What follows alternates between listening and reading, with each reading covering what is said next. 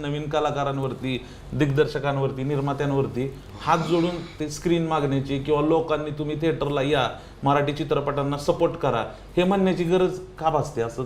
नाही, ह्याच्यामध्ये थिएटर्स मिळत नाहीत किंवा थिएटर्स मल्टिप्लेक्सचा जमाना आहे आता, त्यामुळे ते मल्टिप्लेक्सची चेन असते. पण तुला एक सांगतो, जर तुमचं नाणं वाजलं तर ते चालल्याशिवाय राहत नाही. म्हणजे तुमचा जर चित्रपट चांगला असेल, आता आत्तासुद्धा रिसेंटली कितीतरी मराठी पिक्चर्स आले चांगले, काही चालले सुद्धा. म्हणजे आता तुमचा रितेश देशमुखचा चित्रपट वेड सुपरहिट ठरला, किंवा ते वाळवी सुपरहिट ठरला, की त्याच्या आधी तुमचं बाई पण भारी देवा सुपरहिट ठरला.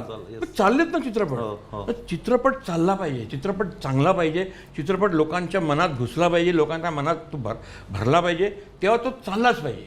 मग तुम्हाला समजा थिएटरवाल्यांनी एक आठवड्यासाठी पहिल्या आठवड्याला फक्त 2 स्क्रीन दिल्यात, पण त्याला जेव्हा दिसते का थिएटरमध्ये गर्दी आहे, तेव्हा फ्रायडेला 2 स्क्रीन, सॅटर्डेला 2 स्क्रीन, संडेला तुझे 4 होतात, मंडेला तुझे 8 होतात, नेक्स्ट वीकमध्ये तुझे थिएटर्स वाढतात. असं होते ना आजकाल. हे असे प्रकार झालेले आहेत.